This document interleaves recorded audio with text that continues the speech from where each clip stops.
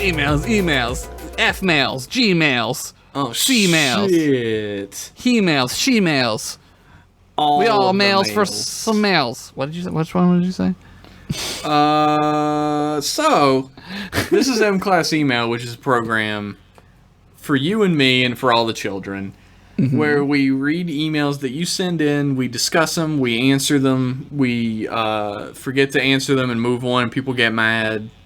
It's everything you could ever want. We try our best, but I mean, honestly though, we're pretty dumb. Yes.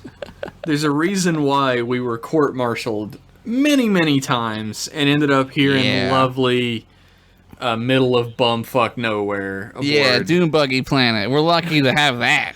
We're aboard Satellite M. You know the story, and if you don't, you're very confused. Get with it, though. Right? I mean, right? Right? I mean, right? Right? So our first email of the evening is from Ensign Colin Brady. Goddamn Colin Brady. And it is entitled, Getting Friends into 90s Trek. Nice. He writes, Hey Trek suffixes. Oh, okay. I have some friends that have been getting into TOS, but are hesitant to check out TNG/Deep Space Nine because to them, the shows seem to have less of a fun tone and more of a melodramatic one.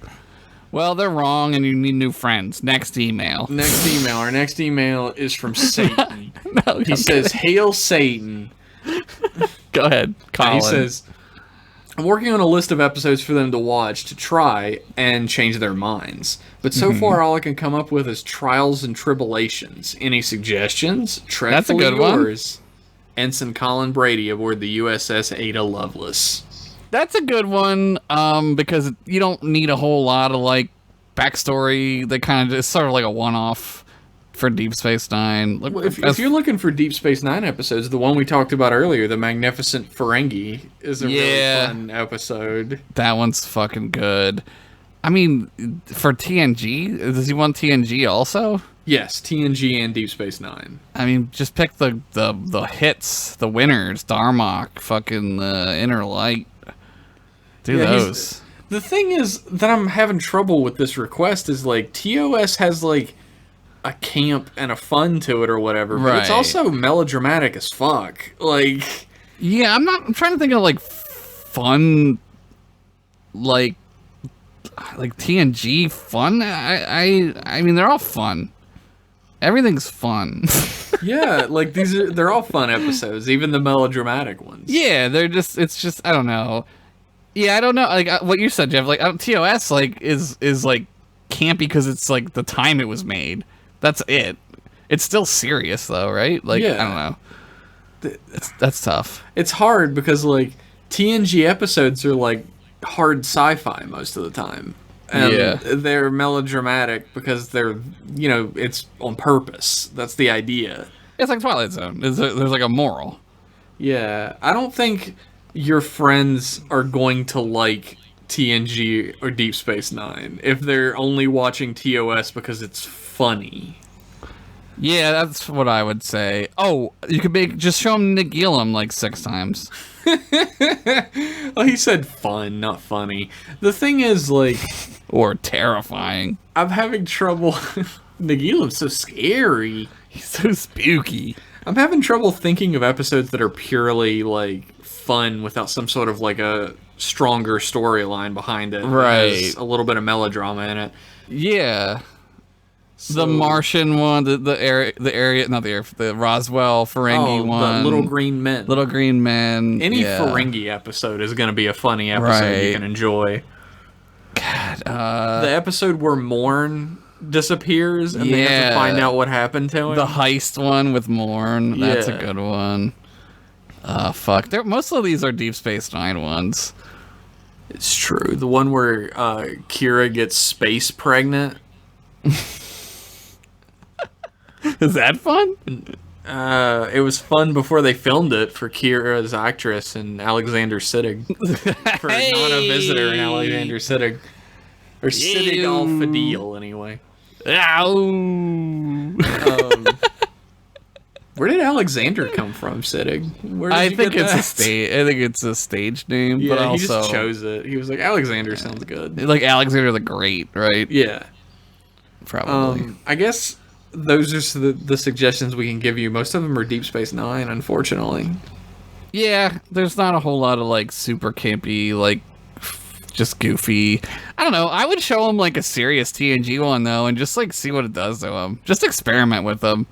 Just be like, fuck it, try this. Like Darmok is a really great episode. The Inner Light, like I'd say Darmok. Best of Both Worlds would be a really great one as well. Like the Yeah. two-parter. Yeah, that would be good. I think Masks. the thing is, ugh. I think the thing is maybe, and no disrespect, Mr. Colin Brady, I would never step to you incorrect, but you might be coming at this a little wrong. Like they're into TNG because of the fun, campy tone and everything, and if you try to introduce them to TNG and Deep Space Nine in a way that's like, oh, we'll see how campy and fun it is. Similar, as well, yeah, they might then- be disappointed anyway. Yes. And Yeah. they're also like not going to get the rest of the series. Right, They're not going to gonna- get into it. Right. So try to show them just the ones that you think the series each series embodies. That's a and better if they way to don't do like it. yeah, just be honest with them, really. Yeah, that's like Josh hit the nail on the head just then. Show them an episode that embodies what Star Trek TNG means is to you, like To you, encompasses yeah. it. And the same thing for Deep Space Nine. And I think if they don't care for it, then I guess they're not gonna care for it. Then they're not which your friends sucks. anymore. We're your friends now. Yeah, we're your new friends. We're the friends now. We're your friends who you pay money to, hopefully. Yeah, hopefully. I love you. Pay me. He writes, he finishes out by saying, Trekfully yours, Ensign Colin Brady aboard the USS Ada Lovelace. Nice. Thank you. Nice. Nice. Borat's coming back, dude. Borat's gonna make a comeback for sure. He's never left for me, honestly. Our next email is from Josh's favorite constant writer, Tapan. Oh my god. Jesus. And it is entitled, A Celebration Seems Appropriate.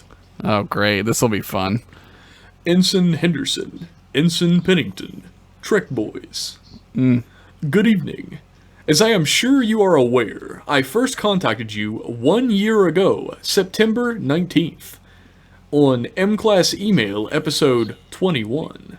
Wow. Our relationship is now 1 year long. It doesn't seem very Vulcan to commemorate that time frame. Why is that not Vulcan, you spacist? I just don't... Look, I'm going to dig up stupid, but... I don't know. They don't seem sentimental about that type of thing. They're not sentimental people. Yeah. On that day, I recommended a Vulcan collection for your broadcast, and, to date, have yet to see you discuss that topic. Oh, God. Here we go. Instead, you have elected to examine transporter accidents, turning points, abductions, and other topics which are clearly inferior to Vulcan. Clearly. Most illogical. I can only assume that your reluctance to examine my people is out of fear of failure. That's what we. Have you been listening? I don't think we're afraid of failure. We're mostly in a constant state of it, honestly. Yeah, we're just failing upwards. Fear is the emotional state which governs actions most strongly, and thus it is understandable why you would stay on the safe path of past lives collections and the ilk. Or perhaps it is pride that you have not chosen to examine any other alien species since the Romulan collection. I occasionally forget that humans still allow fear or pride to dictate their actions. This is Man, very you're- Vulcan email. You're one of those fucking baseball playing Vulcans. Yeah, Devon. he's on the ship with Captain, what's his name? Another Oh, issue God. I wish to discuss. I see my old classmate Fedco has begun to writing into you with his biological reclassifications. His research is quite profound, but the Federation Science Academy has stopped returning Fedco's hails. I appreciate your entertaining his theories. Good. Well, I'm glad we did something right for once in your eyes. Jesus Christ, right? I'm going to be very diplomatic here with Tapan and say, Tapan, I would love to do a Vulcan collection, but which ones would we pick? There's so many good ones. Yeah, all the Vulcan episodes are good. There's so many amazing episodes with Vulcans. We could do like 50 Vulcan episodes, dude. Also, like, we're already doing the only Vulcan episode of Deep Space Nine for our sports club. I guess we could do the serial killer one. Yeah, we could. Oh, yeah, no, we would do that one. But that one is not very Vulcan positive. No. Well, nothing on Deep Space Nine is very Vulcan positive. You meet a small number of Vulcans. One of them is an illegal arms dealer. Another is 3 Vulcans, right? Another is a serial killer, and the others are a team of racist baseball spacists. The most racist team in the league. I need to leave now. Crash Space Danger has solicited a demonstration of a proper jumping jack form, and I must exhibit. In order to get a true idea of the mechanics of the maneuver, he has asked that I demonstrate topless, a logical request. What? What's going on over there? Live long and prosper. Your truest friend, Tapan, of the Tapan's radio program, aboard the USS Tapan's radio program. That ship name just gets better and better. Dude, he is our truest friend, he wrote. That's amazing. I love Thanks, you now, Tapan. I know you don't know that feeling, but I do. I mean, that's the thing about me, you, and Tapan. I'm like the Bones. It's true. You're the Kirk, and Tapan's obviously the Spock. You're always giving Tapan shit, but deep down inside, you love him. I'm just trying to get him to get used to us. Get used to our shitty humanness. Yeah, get used to how much we fail all the time. Okay. Our next email is from Boston Sean Dupree. Oh my god. And it's entitled Another Game? Question mark? Oh geez, are we getting a new segment here? Hey, Trek boys. Big fan of fruitless competition here. Yeah. It's been a while since we've played a game, so let's play this one. Which folk said that quote? Oh, okay. Oh, wow, that's He says theme song plays, and that's the only one I could think of. I think you should workshop that title a little bit. Which folk said that quote? That quote. You gotta say quote like middle America. Which folk said that quote? Quote. Alright, you remember the rules? I give a quote, you tell us who said it. Winner gets the title of Alpha Trek Boy, which Josh is currently defending. Okay, like, I'm not in any state of mind right now to win at this, but I'll do my best. And, like, the answers are in a different email. I don't know how to do this. How do we do that? I'll tell you what. I'll ask the question and then flash over to the other email for the answer. Okay. Okay. Question one, quote 1. A true victory is to make your enemy see they were wrong to oppose you in the first place. And I'm fairly certain that that is Gul Dukat. Yes, I think you're right.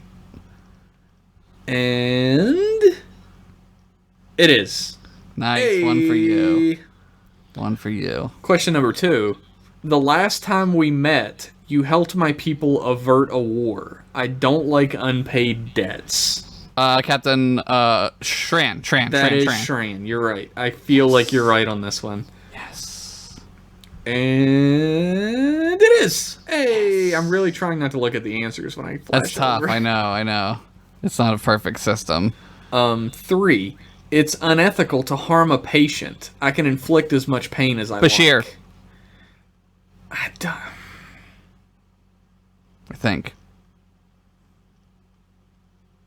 I think I've seen this episode of Enterprise. I think it's yeah, you're right. You're fucking right. And it is. Hey. Damn. He wrote something else next to it, but I didn't stay long enough to read it. We'll figure it out. He might have said, Josh probably said Bashir because he's like a psychic or some shit. Probably. 4. When the road before you splits in two, take the third path. Oh God. Oh, Jesus, I don't know. Yeah, the Traveler. I don't fucking know. I don't know that one. It's Neelix. No wonder I didn't know. Some stupid Neelix bumpkin shit. He even wrote, "What a stupid quote." It's dumb. Like it's dumb. That's dumb, Neelix. You're dumb. I am curious. Have the Q always had an absence of manners, or is it the result of some natural evolutionary process that comes with omnipotence? Picard. I think that's Janeway. Yeah, you might be right. You're gonna take the lead here, big time. Oh shit, it's Tuvok. Oh, okay. Dude, I don't know. I don't know either. That was tough. Question 6. Threats are illogical, and payment is usually expensive. I think that sounds like... Oh shit, that's from Journey to Babel. That's Sarek. Oh wow, great one. I love Wow, Sarek. dude. I fucking love Sarek. Is it Sarek, though? Do you want to say somebody else? No, I don't. I think you're right. I trust your judgment. Fuck yeah! So it's 3-1. I don't know. I wasn't scoring. I think it's 3-1. Okay. Okay, 7. It's over, Q. You're arrogant, you're overbearing, and you think you know everything. That's Janeway. I think you're right. I think Or that's Janeway. it might be. Yeah, it's either Janeway or Cisco, but I think it's Janeway. It's Vosh. Oh my god. I don't know a quote from Vosh. Vash. Vash. Oh shit, I know this one. Okay. Since the days of the first wooden vessels, all shipmasters have had one happy privilege, that of uniting two people in the bonds of matrimony. That's Picard. It's Kirk. Kirk? Oh, when he marries those two weirdos. Who die. The guy dies. The guy dies, yeah. Yes, that is Kirk. 4-1. You're kicking my ass this time around. Okay, next question. I gotta make a comeback here. Oh, this one's easy. I don't see no points on your ears, boy, but you sure sound like a Vulcan. That's Bones. It's Bones, baby. And it's Bones. Hey! Bones. 10. Flair is what makes the difference between artistry and mere competence. Crusher? Is that Scotty? I don't know, man. These are random. These are getting more and more hard. Riker. Okay. What do we know where that's from? No. Ladies and gentlemen, and all androgynous creatures, your attention please. I'm going to have to ask you all to please refrain from using your imaginations. What? Mud? I don't know. It's like, I'm trying to think of like weird, like, I have no idea what that's from. I have no fucking clue. Like, There's some, these are obscure. These are real obscure. Tom Paris? Yeah, that's a good guess. Odo. Okay. So who won that one? Oh, you did. You won that one. Hey, I'm taking back the belt, baby. I'm taking it back. You got the belt back. And I got it for slapping Josh with a chair in the last 5 minutes of the round. Oh, we came in the ring and punched the ref out.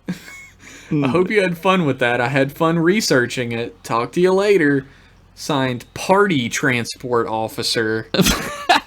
Doing stump trivia in 10 forward, Boston Sean. I do like the trivia things. They're fun, but they're hard to do for us because, like, yeah, somebody has to look at them. And basically, like, I think the best way to do this is to have a question, to have all the questions, and then have a big space, and then have the answers blacked out at the bottom. And then you could, like, highlight them, yeah, right? Like a spoiler. Yeah, that'd be perfect. That would be good.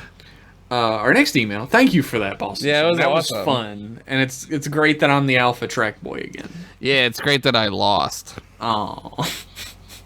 Our next email is from cool. Graham, I'll get over it. Hi, Graham. Who I've known for fucking ever, and he titles it Trek Boys. Hello. Trek Boys. And he says, "Greetings or whatever. I have no idea how to start emails." Great, you're off to a good start. Do you think in Star Trek / shitty real life future movies? Oh wait. Do you think in Star Trek shitty future movies and TV shows are still made? Or will we reach a point where there is literally so much content that making more becomes pointless? Assuming poor media preservation doesn't lead to an even bigger spiral of remakes and reboots than we all have already.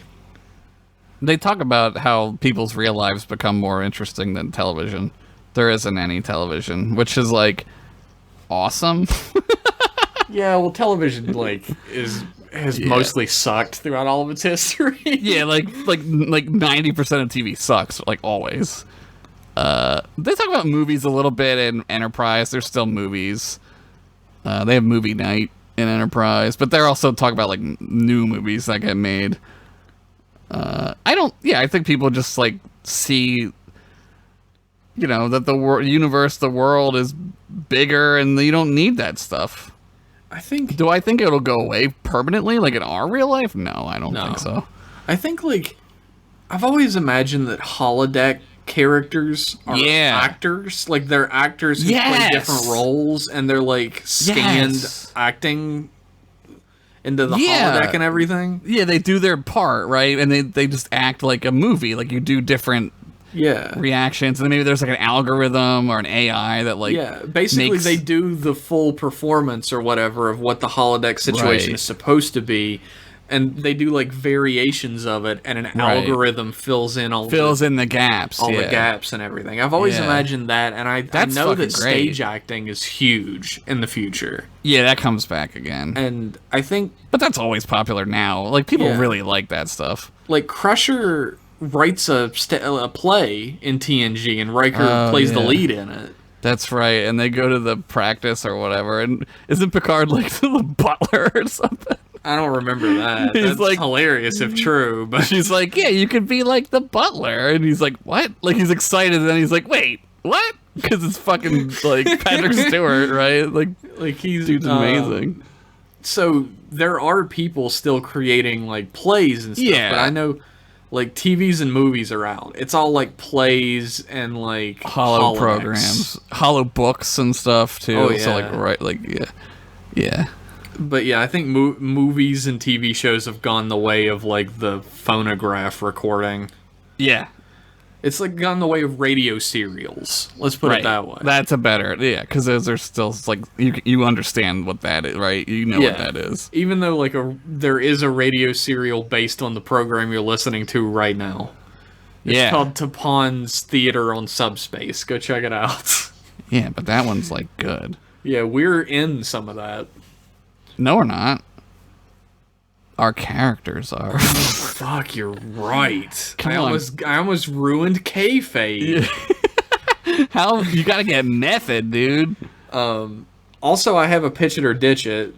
Oh, fuck. That I got Jeff to draw over 6 months ago and put off making an email of. But basically, what if Picard and Cisco got put on a mission to the Gamma Quadrant together? That'd be cool. And I drew it as the most awkward, silent mission ever. I remember that. I remember seeing that one.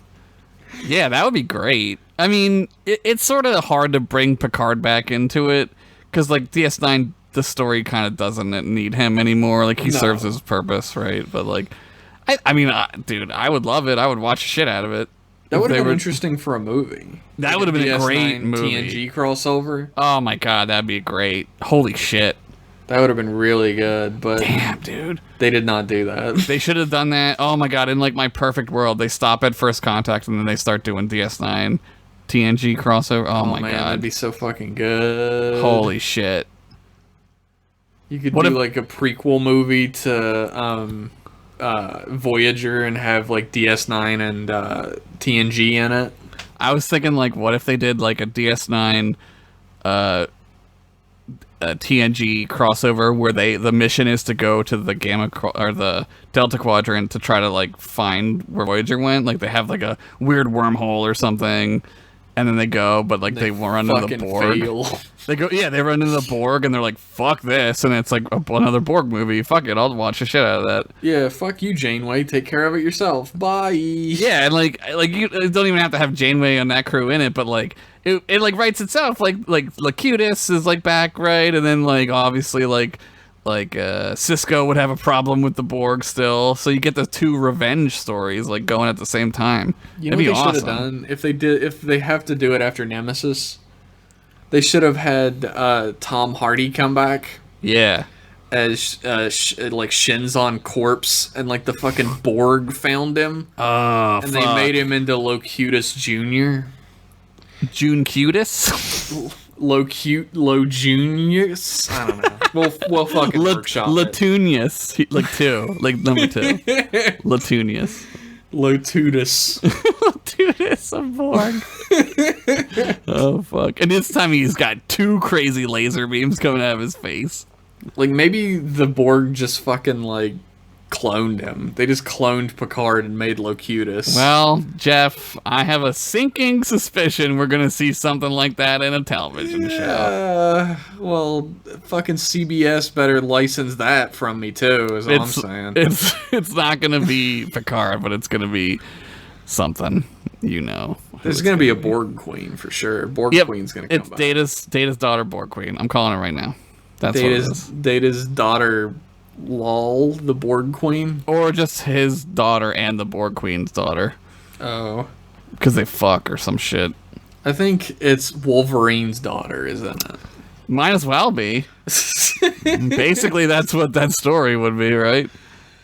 He finishes up the email by saying, I never really thought of specific details for this besides the cold open ending with Cisco hearing about being paired with Picard and the camera focusing on his face for a few seconds before the intro, which I can see perfectly. That's awesome. Yeah, man. I think it should be a movie, like you said, Jeff. I think that would be great. And then we should do that with what I said.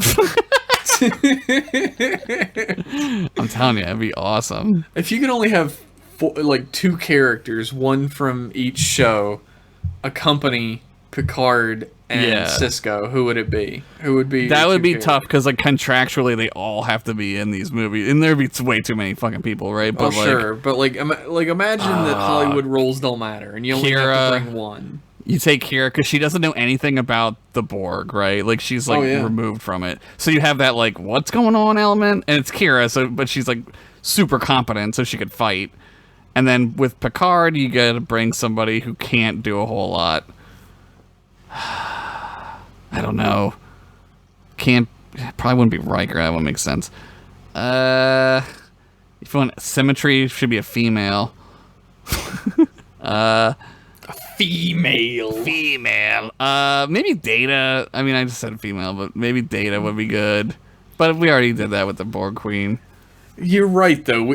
I'm writing like a '90s Hollywood movie, like a Sausage Fest. I thought better. I'm trying to think. Immediately, my brain went to Worf and O'Brien. Yeah, go along with them. Oh, O'Brien would be cool. They're caught between like who to follow on this because Cisco and Picard aren't working well together. That's fucking great. So like, well, you just add like you make like a like an all-star crew, right? Like, you bring like it's maybe they take the Defiant because it has a cloaking device. You know what I mean? Like maybe they're on the Defiant or some shit. Like right? they've previously shown that Troy can like sense the Borg from like far away. Right. So she can like sense their consciousness because it's boosted. Right. So she's there. Yeah. And, like, you have Kira there because she's, like, first officer to Cisco. She's super trusted, and she's also, like, a great fighter. Right. And also, you got O'Brien there because he's, like, the greatest engineer man. You can have that cop between two captains thing with him. Yeah, that'd be great. Also with Worf. Yeah, Worf's there because he can cut Borg's hands off. Yeah. Because he killed Hawk that one time, so he's promoted. They were like, that character meant nothing to me. You get a promotion. Tuvok is there for some reason.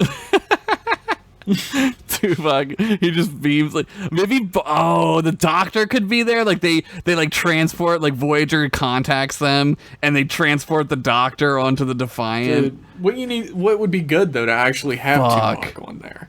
Yeah. Is have like Tuvok be on like a like on one of the millions of runabouts they have on the ship, the shuttles, and he gets drawn into the wormhole during the one moment that it's completely stable, and the movie is them trying to figure out a way to open the bridge again to get Voyager out of it. To get out while of it. the Borg is attacking both ships on both sides. Yes. And at the end of the movie, Tuvok has to decide whether he'll go back and help Voyager or if he'll stay in with the Enterprise or whatever so that he can go back to home. Yeah, like the Enterprise or the Defiant or whatever is like they're on like the outskirts of the. They're like in the Defiant. Yeah. It would for sure be the Defiant. Yeah, it should be the Defiant, right?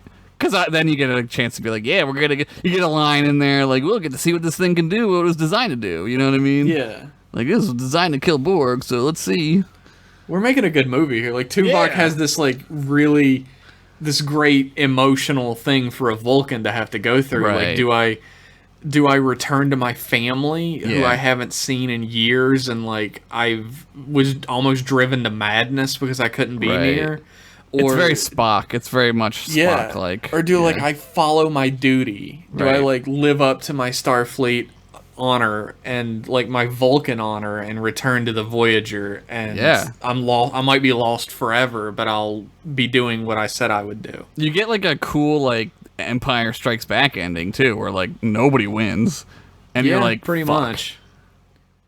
That'd be like, awesome. Maybe like Tuvok is like on board Voyager or whatever, and they're like, oh, like now we're exactly where we were before, and he's like, well, not exactly, and he has like star charts. Yeah, that he got from the Defiant that'll help them find their way back. Right, and maybe there's like.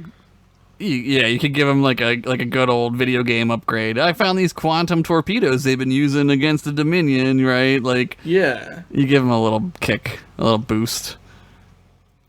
Oh man, I would love to see this movie. Yeah, this is awesome. Like, I would love to see like a ship that has like a Bajoran, a Klingon, and a Vulcan all together. It'd be awesome. You don't get to see that too much. No, you usually get like a maximum of like 2 weird aliens at a time. Yeah. And in the movies, they're real lazy about the aliens. Like, there's always kind of like one who's like in the beginning of the movie, and then their shift ends, and they go back to their quarters, and they're never seen again. Pretty much. Well, that's the beginning of Voyager, where they're like, look at this crazy diverse crew we got. Right. Looks like all the aliens except Tuvok died. All the aliens died. Weird. It's weird. We had a Betazoid, but I guess she's dead. All right. Yeah. We have another Betazoid. He's a serial killer. Yeah, he survived. Well, Graham, thanks for that email that led to us creating the best Star Trek movie. Yes, it's called Star Trek 8.5, the best one. It's called Star Trek 3 Cool Aliens. Our next email is from Jakub. He got on me for mispronouncing his name. Well, I never got on, so I'm gonna say Jakub. it. Jakub. Yeah, I said it right, didn't Jakub. Jakub? Okay. Yeah. It's Jakub. Jakub writes, "It's getting chilly in here," as the title. Okay. Can someone turn up the M-class satellite thermostat? It's called Satellite M? Get it right? Thermostat? What the fuck year is this? What? When's the last time anyone had a thermostat? What? You're telling me that the heating runs on Patreon donations at patreon.com/mclasspodcast? Wow, what an incredible friend to do a commercial for us. Fuck, someone better drop $1. Space is really cold. Just shoveling money into a furnace. I couldn't figure out a better way to get heat. You could do that in the future. Money is completely worthless. Yeah, you can just replicate it and just burn it. Fuck it. I'm almost done with Season 5 of Deep Space Nine. Oh, God. When I started the series, I was skeptical of Ferengi-centered episodes. Now their sitcom-y style quickly became my favorite. Yup. These comedic plots are especially welcome in the season where Dax and Worf are always fighting and Cisco shouts every other line. He just does that from now on. Woo! Pitch it or ditch it, Ferengi sitcom edition. Replicators are down on Deep Space Nine, and the repairs are underway. Quark sets up a food delivery service that boasts Warp 11 delivery speed. Nog and Rom wear matching outfits and deliver the orders on scooters, zooming around the promenade and habitat ring.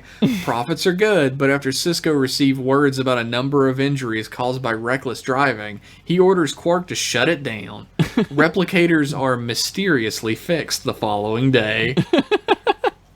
I'm going to say pitch it, because we didn't even talk about Aaron Eisenberg dying. Fuck, we didn't. Yeah. Oh, I was so excited about CBS buying our shirt. Yeah, it's okay. No, I was really upset by that. Like, I was fuck, dude. Like, I saw it, and what you typed on Twitter on our account, I thought. I said no, and I said no out loud. That's the first thing I said when I saw it. I literally, by myself, said, what? No, I said what? No. I was like, no. Dude, it's, yeah. So I would, Aaron Eisenberg, like, I would fucking pitch that, because, like... Oh, yeah, for sure. Captain Nog, man. Nog is the character in Deep Space Nine who gets the most character growth and becomes one of the best characters in Star Trek. Yeah. And Aaron Eisenberg passing away was a tragedy, man. Like, he was only 50-some. Yeah, I don't... Did he have some, like, a pituitary thing? I think he had a pituitary thing. I think maybe it was... I don't really know. I don't know. But, yeah, he was really young. So... That sucks. Yeah, it's fucking shitty. Sorry to ruin your email with the fucking shitty real world. But you said Nog, and it's the first thing I thought of, so... I would pitch it, because, like... What if they have, like, stupid, like, little, like, Pizza Hut outfits, but it's, like, a Quark Pizza Hut outfit? Like, Q. So if it's pizza, they for sure have, like, a big piece of pizza, like, sideways on their head. Like yeah. Like, it's all future-y, and there's, like, maybe a springy little pizza on their head or something. They're definitely wearing, like, silver reflective outfits with the logo on it. Yeah. Quarks. He finishes out by saying, "Yours, slaving away, unpaid intern Yakub. Quark's Bar, Grill, Gaming House, and Holosuite Arcade." Thank you, Yakub. Do you have to clean the Holosuite? That sucks. God damn, that does suck. I don't think they do. I think it's probably cleans itself, but... Dude's using a jizz mop. I don't know if the Holosuites have the same technology a holodeck I would make sure they did. If I was Captain Cisco, I'd be like, you have to make these clean themselves. Thank you for the email, Yakub. Our next email is from Commander Jack Carpenter. Oh my god. And it is entitled, The Axeman. Like the spray? Probably. Hey there, you old Treksters. Nice. I'm excited for the sports collection because I like sports and I don't care who knows. Nice. Me too, Jack. Carpenter. Do you remember the Lonely Island song? I don't remember that. We like sports and we don't care who knows. This is the second time in 2 minutes since Lonely Island has come up. What's going on? Football, hockey, tennis. I don't remember that one. Fuck, dude. When I say sports, you say nuts. Sports. Nut. Sports. Nut. When I say cheating, you say sucks. Cheating. Sucks. Cheating. That's the song? That's the song. I don't remember that one. I want to take a moment to recognize perhaps the most meta moment in Star Trek history. Okay. In the TNG episode Cupid, Picard is about to be executed as Robin Hood. However, Data creates a distraction, and after dispatching one guard with a backhand, Picard takes out the executioner with a double axe handle. Damn. That's right. Picard hits the executioner, who is wielding an actual axe, with a double axe handle 2 times. The double axe handle, the most deadly of techniques. Against an axeman. Oh my god, you're right. That is fucking crazy. Potentially only rivaled in effectiveness by Kirk's throw himself at a dude horizontally move. Yeah, that movie rules. It took out an entire room of men. You can make fun of it as much as you want, but... I was watching said episode during the flight I was just on, and my brain exploded, so I had to let you know about it ASAP. Damn. Anyway, that's all I've got for today. Keep up the good work, fellas. Commander Jack Carpenter, USS Virginia. That's a great catch. The double axe handle on the axe. On the axe handle. On the axe handler. Fucking amazing. That's great. I love that episode. I am not a merry man. Mika Burton talks about that. They did like a our friend Mike works at Blizzard, and they did like a event with LeVar Burton where they played Overwatch with him, and I guess he works with Mika Burton there, and they were talking about, like, she was like, I think the first time I saw you, you were in spandex with that episode or whatever, and she was like, I think I showed my friends and they just laughed at it or some shit like that. That episode rules.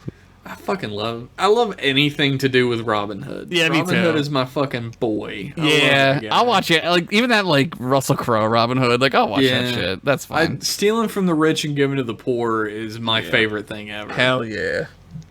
Our next email is from Henry Torbert. Hi. And it is entitled Many Years of M-Class. Oh, God. Don't make me feel old again. Ensign Pennington and Ensign Henderson. Over the last few years, or several months for me due to time distortions, the two of you have covered a lot of holo recordings. I just recently watched one titled Demons from Admiral Archer's Days as a Captain. It occurred to me that a lot has happened since you covered it that might, let's say, increase its relevance. Are there any episodes that you've already covered that you have more to say about, either because something has happened since you talked about it, or simply because you've thought of something else to say? Oh, I always do that. I do that with, like, jokes a lot. Like, I'll tweet something, I'll be like, man, I should have said that. Like, I'm always doing that. It's there's a level of perfectionism that comes with everything that's like really difficult to shake. But like, Demons is very relevant for today, and it seems like we missed the window very slightly. Well, we're ahead of our time, so it's true. We always have been, and we always will be.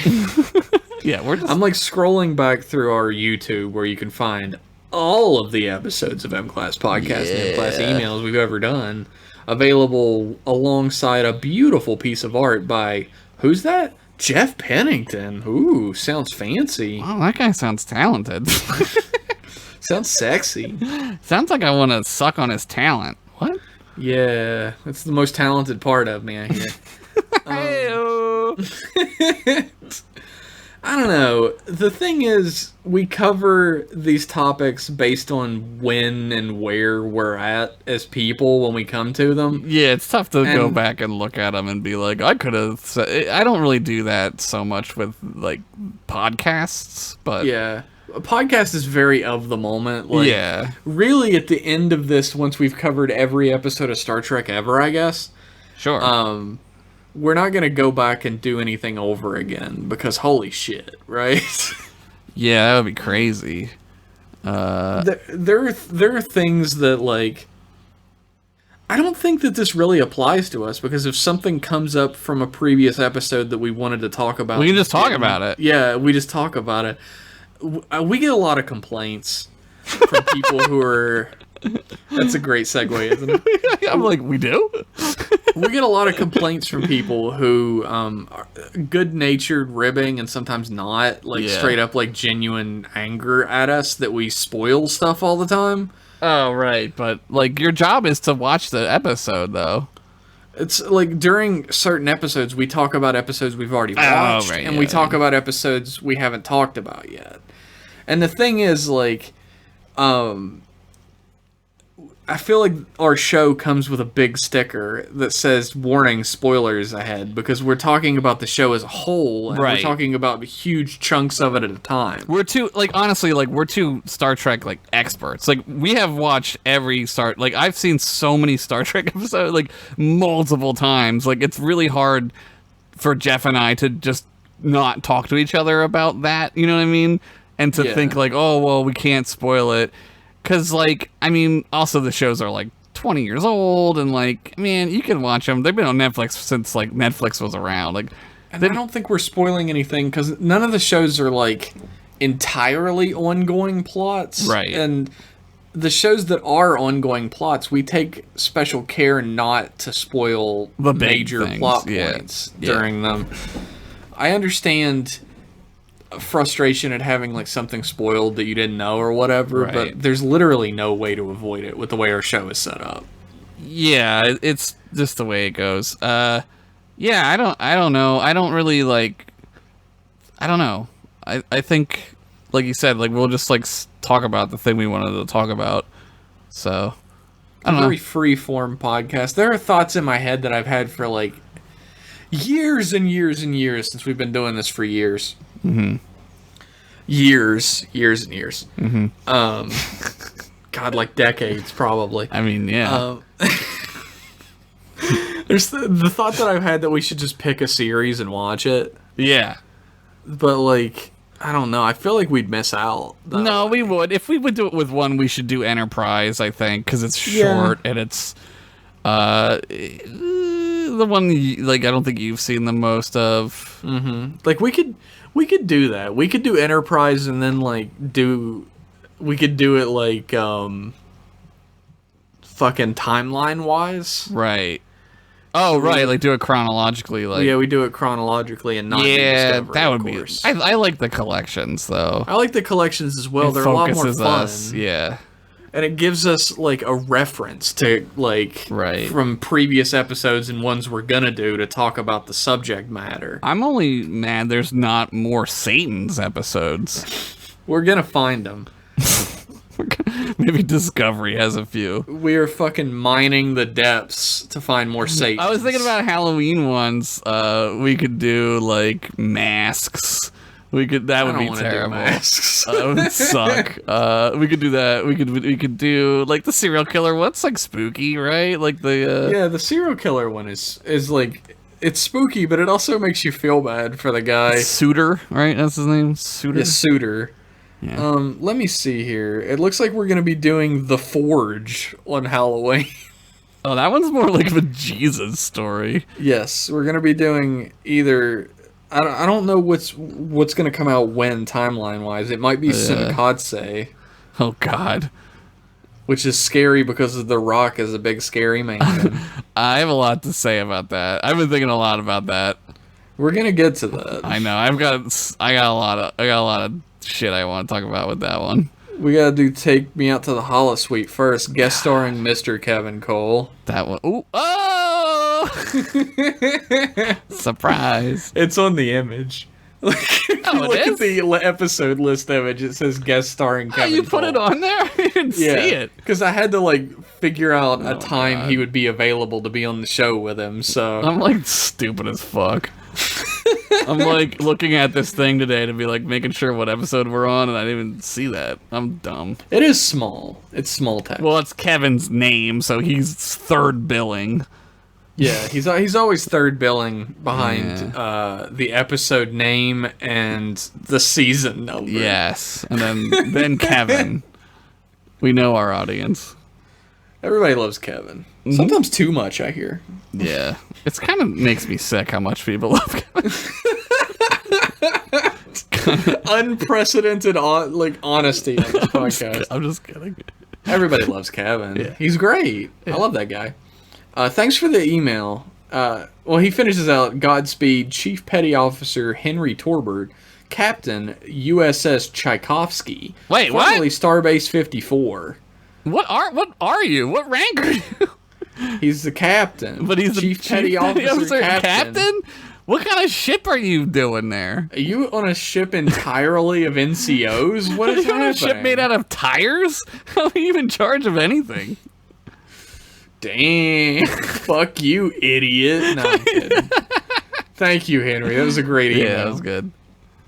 Our next email is from Rich Masters, but don't get excited. It's not a new episode. Fuck me. I'm going to kill myself.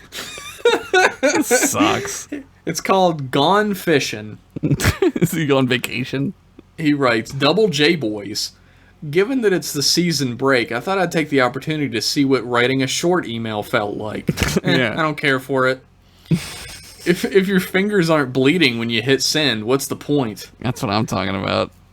So I guess a decision needs to be made between the two most interesting options for a rich next project. Namely, Voyager Season 1 but good. Ugh. Alternate take on Picard Season 1. That's tough.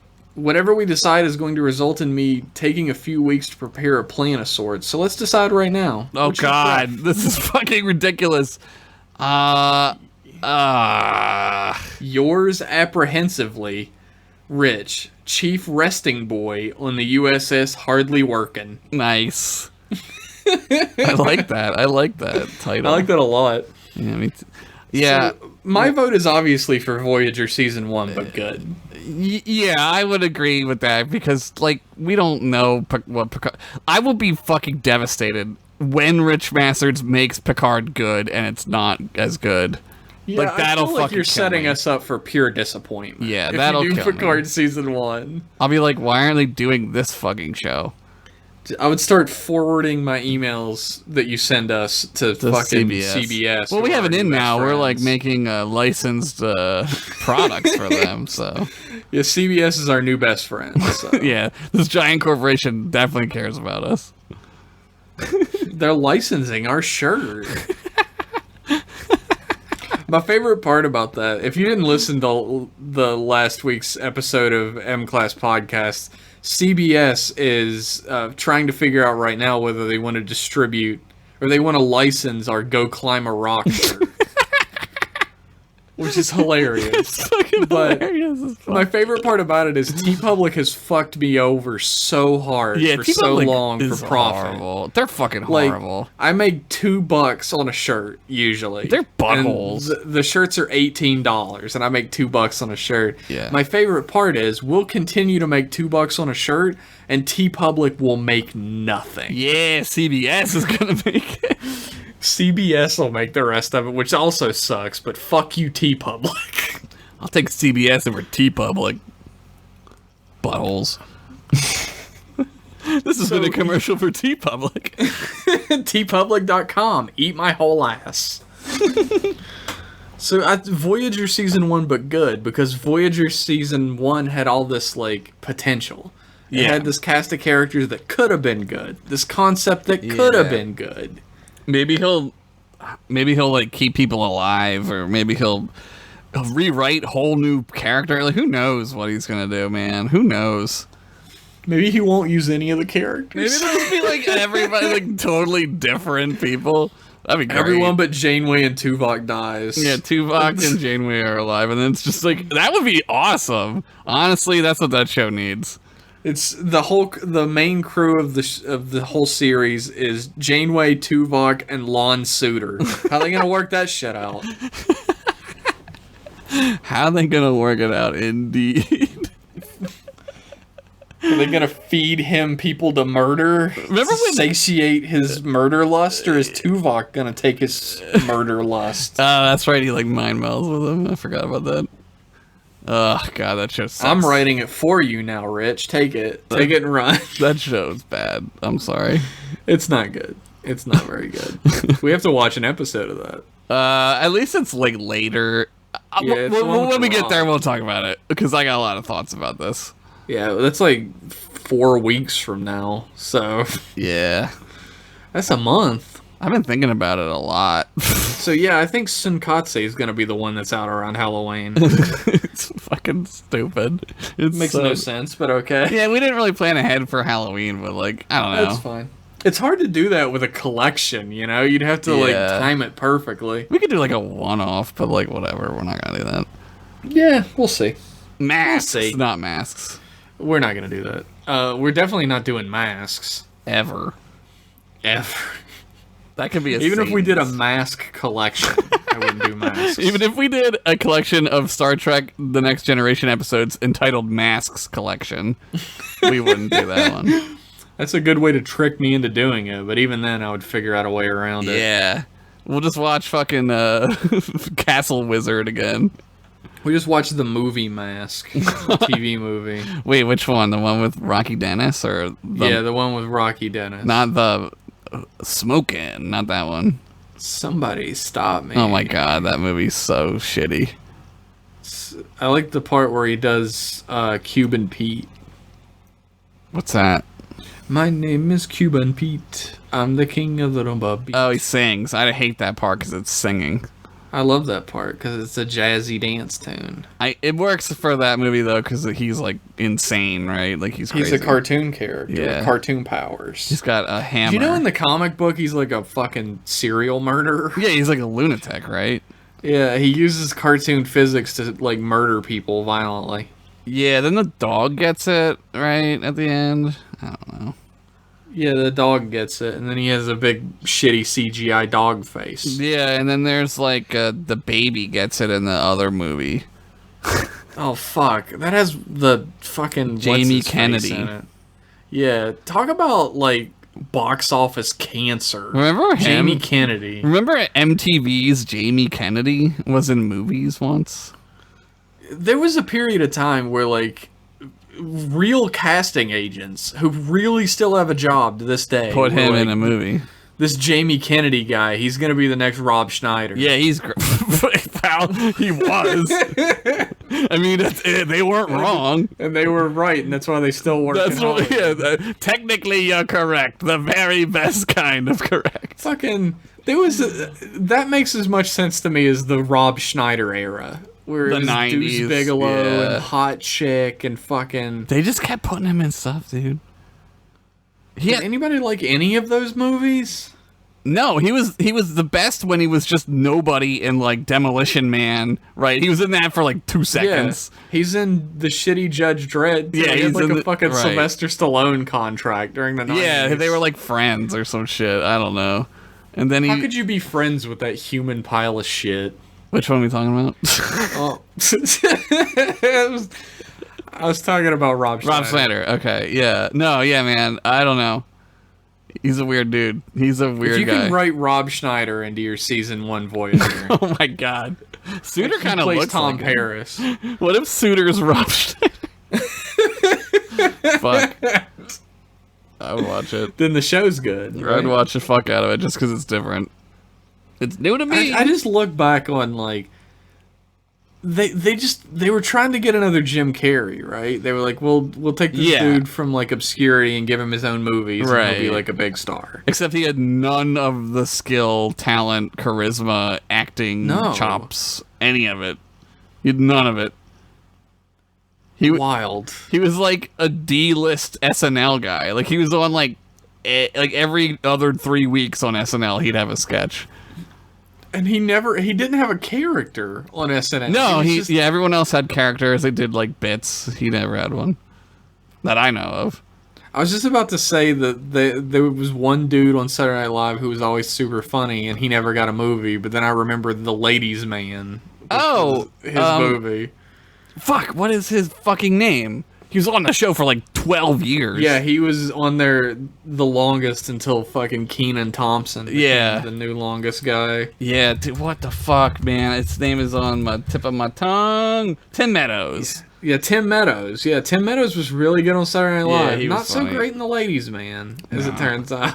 No, that worked as a sketch. Yes. Like Wayne's World works as a movie because like they made it work, right? It was just like a perfect timing thing. Like, Dude, I was looking at a list of Saturday Night Live movies. yeah, And it's literally like so strong out the gate. The Blues Brothers. right. It's amazing at first. And then it's strong again. Wayne's World. Wayne's World, right? Then it's a little weaker. Wayne's World 2. Yeah. And then it's fucking like it's Pat. Yeah, Fucking like Stuart Smalley. it's awful. It just sucks. For Like, why would you years. do this? Yeah, they were feeling themselves a little too much. They were like, we can do anything.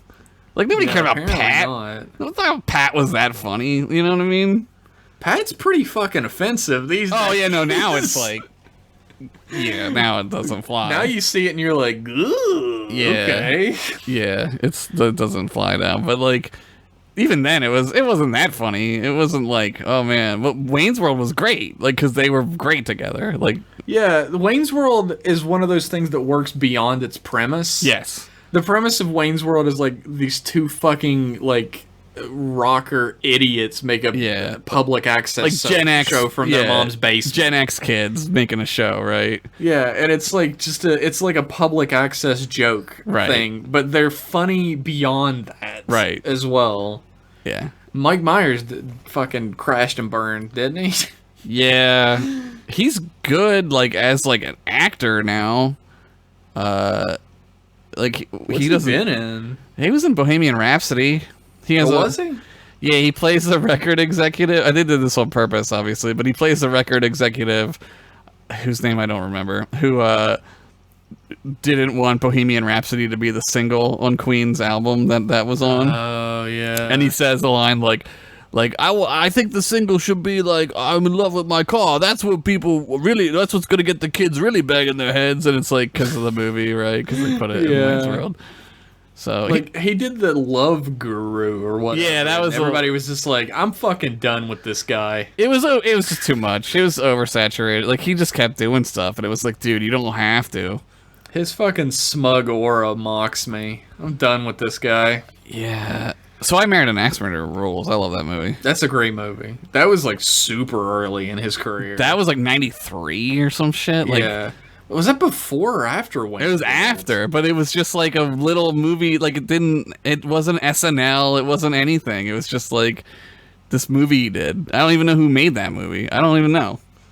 I don't know either. There were a lot of movies like that around that time. Like I'm thinking about Well, that was back when they used to like make movies and like people would like write them and then they would make them. And they didn't have to have anything to do with anything else. Yeah, it could just be its own thing and didn't need to be anything other than what it was. I don't know. Here, I'm looking at it right now. It's got like They don't do 3 that stars. I'd give it 4 stars. Thomas Schlamme directed it? I don't fucking know who that is. What did Thomas Schlamme do? Okay. The West Wing producer. He's a producer of a lot of things. Director. He directed 61 things. House of Cards. Bunch of TV. This is fascinating. Yeah, we're doing a whole thing now. Sports Night. That's a good show. We do have one email left. Oh, fuck. Okay. And it is from Ace Holodeck programmer Harvey. Okay. And it is entitled Pinch It or Dinch It. Okay. Pinch So it. Pinch It or Dame Judi Dench It. Or Dench it? Is that what it is? It's Pinch and Dinch, and they're spelled exactly the same. Dinch? What is that like? Is that a thing? I don't know. That means absolutely nothing. Okay, I'm just making sure because it could be some British thing that means like the hood of your car or something. I don't fucking know. There's probably somebody like listening right now, like this motherfucker doesn't know what Dinch means. Dinch means. You salt. Fucking bloody wanker. Hey there. Sorry to everyone in every accent, I guess. I don't know what Yeah, I one don't know that what was. we did just then. Hey there, Trek boys. No bullshitting up front. Just straight to the peyotes, baby. Frick. Peyote DS9. Okay. Cisco is at a loss when one of his officers inform him that after careful consideration, they believe they agree with the Dominion's ideals and would like Cisco's blessing to quietly step down from office while not advertising the reason for their resignation for fear of retaliation. What the fuck? Cisco dismisses the officer to consider his request and does the fun, angry Cisco acting after the officer leaves. Yeah, like throws something, kind of. He has Damn. to weigh his belief in individual freedom, even in times of war, against his anger over a useful officer with a good record choosing not to fight in a war that has cost the lives of so many already. This is like a conscientious objector story. He eventually lets him go while promising not to blow up his spot, but punches him in the face or something as soon as he's dismissed. That doesn't sound like him. That's he only very punches Q's in the face. Yeah, that's very Patton. That's General Patton slapping a dude. I don't know if that would fly. How does a Starfleet officer end up being a useful officer at a level to work with Cisco in the Dominion War, but also suddenly decides that they agree that total subjugation under the Dominion is like the dopest. It'd have to be some sort of like brainwashing or something, right? It could be like a weird alien. It could be, like, yeah. Who like joined Starfleet, but like they never really fit in the same way like Worf didn't. Yeah, I think it works better if he just straight up is like, I don't want to fight in this war. Yeah, if he's a conscientious objector, that makes perfect sense. But I think that like Starfleet could find like things for him to do, like they did in World War II. Like you could be a medic, you don't carry a gun. You can ignore that shit when you're writing a story in Star Trek, though. Like, yeah, you could just be like, he's as like, long as it makes sense what you're presenting to the audience, you don't have to present everything. Right. But yeah, I agree with Josh. A conscientious objector works a lot better than like, agreeing with the Dominion. Because that's kind of what you're going for anyway, I think, right? Like, and I get what you're doing, and it makes sense. Like, I understand, and I think it's a good idea. Because, like, you want to Star Trek it up a little bit. You want to put that, like, little Star Trek in there. So there'd have to be something. Like, I know why you're going, but I don't have, like, a better answer, so I can't give you a suggestion. Yeah, as it stands, I couldn't see a Starfleet officer coming to that decision, even if it was like a weird alien. Like, why would you join Starfleet if you have those type of ideals? Right. The Dominion isn't an ideal that is like they're like hyper fascists. Like, yeah, it's not an ideal that you can like defend. It's not a defensible ideal. Is what I was trying to say. There's no defense for the Dominion. It is hyper fascism, and you don't go from like unbelievable liberalism, right? Like fucking to hyper fascism. Like make your grandpappy sit up in his grave at night liberalism. Yeah. To like straight up space Nazism.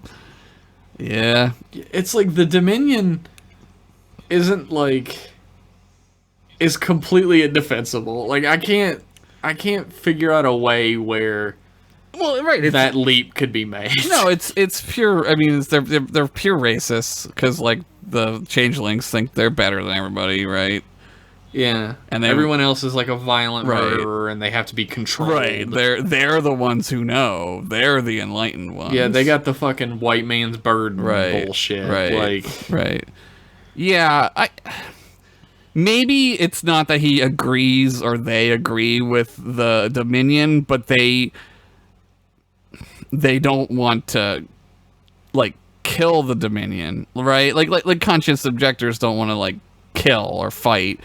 And, like, maybe he has, like, sympathy for them, and that's what causes Sisko to get angry, because then it makes Sisko think about, like, well, what have I become? Like, we've been fighting them so long. Am I, like, dehumanizing them? You know what I mean? That could work. There's something there. You could also have it to where, like, this guy is, like, helping Dominion troops. Right. Like, his goal is, like, he's a conscientious objector. He doesn't believe in this war. Right. He doesn't believe that the Federation has done enough to meet the Dominion's, like, terms and everything. And, like, the Federation might be partially responsible. Right. So he's gonna, like, he's been, like, aiding... Sure. Like... not troops, but like Dominion citizens. Yeah, like to get out of the way of the fight. Right. Like he's more like a this Peace is causing Corps. trouble for the Federation. Like the Federation is like in a weak position because like this guy's basically opening routes for the Dominion. No, that's great. I like that. Like he's helping the Kamarans and shit. Like and they're like. So you understand what he's doing, but like from Sisko's point of view and the Federation's point of view, like he's aiding the enemy. Yeah, it's war. You can't do that. And he's also like making them completely incapable of defending these areas that he's aiding these civilians. They know where they are. Like the Dominion is like kind of like Viet Conging them, right? Like they're just sending them in, and he's helping them and shit. Yeah. He doesn't know what he's doing, but he thinks it's worth it to help the people who are put in harm's way. So you understand both sides, and both sides have downsides as well. I think that's always best for like a Deep Space Nine for sure. Story. Oh yeah, for sure. That was good. I would pitch that. I think there's a lot there. We got 2 more pitch it or ditch it that I think I'm gonna save for next time because it's 2:30 in the morning. What's a dentist's favorite time? 2:30. Nah, man. Tea time, because they like tea. Fuck off. T is the first letter in teeth, so I guess it checks out. Yeah. Do you not like tea? T's alright. All right? What does that mean? God, I've finally splintered M class apart. It's never coming back together. Thanks for that email. I'll be reading your pitch it or ditch it's on another email episode. So keep. Yeah, we've got a a few that we gotta read later too. There's like it's like 2:30 a.m. We're both very tired, and Josh has an engagement tomorrow. I'm getting engaged. That's not true. I'm not getting engaged. He's not getting engaged because it's not to me, so I would know. And I wouldn't allow it if it wasn't to me. So thank you to everybody who wrote in today. We fucking love reading your emails. Yeah, these were great. And if you'd like your email read on the air, you can shoot that bad boy over to mclassemail@gmail.com. Send it, flick it, stick it, whatever. Suck my dick it. Whoa. Ha-ha. Woo. From now on, every time I do a real good joke, I'm going to go, ha-ha. Your wife's going to be like, what are you doing? She's going to be like, please stop. Whatever that is, please stop. What has Pittsburgh done to you? Nothing good, let me tell you. Ha-ha.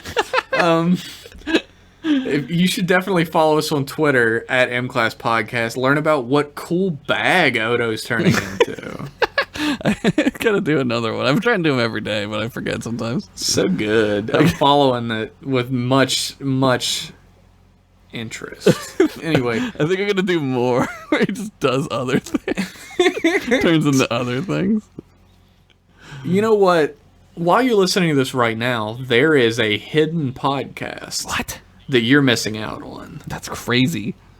It's called Jeff and Josh Shoot the Shit. Oh, man. And it's a podcast about everything that isn't Star Trek that Josh and I do together. Mm-hmm. How can I get this mystical podcast, I hear you asking? I was just going to ask that. Well, it is mystical because this week, the one you could be listening to right now is about fantasy. That's more science sci-fi. fiction. Wait. There's trumpets for you. Sure. Wow. It's about fantasy. like your Lord of the Rings and your Legends of Zeldas and your Elder Scrolls. We talk about a lot of our favorite what started us out liking fantasy, and we get out of control. A lot of our history comes out. It's really good. Yeah. But Jeff, you didn't tell me how to get it still. What the fuck? You're really bad at this. You know what? You're right. Yeah, you are. It's on me. The only way you can get this podcast is by heading over to patreon.com/mclasspodcast, slapping down $5 buckaroonies. Oh my god, that's only the price of a Starbucks Grande coffee. It's less. It's less? How much are coffees now? They're a lot of money. Wait, how much is a grande chai? $22. What the fuck? Whoa. Patreon.com/mclasspodcast for a $5 a month pledge. You can be listening to that podcast right now. Instantaneously. And you would have been listening to this podcast that you're listening to right now a week ago. Yeah, if you were a patron at that level. You'd have been a time-traveling podcast listener, which is, like, the best kind. Hell yeah. Yeah. And you know what? Even if you don't have $5 a month to give us, you only got $1 a month. You work at the bubblegum factory, and they only pay you per chew. So you got $1. All right. You still want to listen to that podcast? If you become a patron today, you will be able to listen to Jeff and Josh Shoot the Shit in 1 month. Damn. For $1 a month, you will get this exclusive podcast a month. 30 days after someone who pays quadruple what you pay. Yeah. Well, that makes sense for $1 a week. Right? So, Is that math? I mean, mathematically, I'm sure it balances out somewhere, Sure. right? The universe is all numbers, so whatever. I don't know math, so that shows how fucking smart I am on a cosmic scale, right? I did the history. Yeah, I was an English guy. Yeah. The most useless one. Yeah.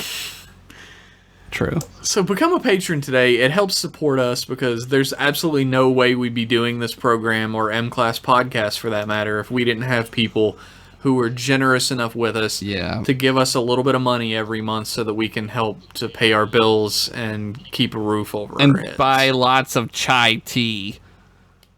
I use my money only for bills. That's a promise. I use mine to roll up into little tubes, and I snort cocaine through them.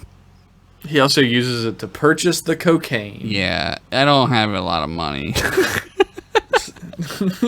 Cocaine's still expensive. I don't do any of this. I'm just kidding, guys. When is that shit gonna go down? Yeah, when is it gonna be legal? When are we going to be able to buy some cocaine for some reasonable prices? You know what? I want to go back to like 1910 and go to a drugstore, a druggist, and go buy some fucking laudanum and just get heroin the fuck out, dude. You know what? You want cocaine for a cheap price? Head on over to patreon.com/mclasspodcast. Drop it down. And for as low as $1 a month, hey, who knows? I'm not saying you're going to get cocaine. Because that might be illegal. I can't say you're getting cocaine, but who knows? Who knows, right? Universe is crazy. Crazier things in heaven and earth, right? You're right, man. You're right. When you're right, you're right. So definitely become a patron. Thank you for your emails, everybody who wrote in. Yes, thank you. You guys for listening and being cool fans of what we do. We definitely appreciate each and every one of you to varying degrees. Now we love you guys. Thank you so much. Thank you guys. We'll be back in 1 week with more M-Class goodness. Bye.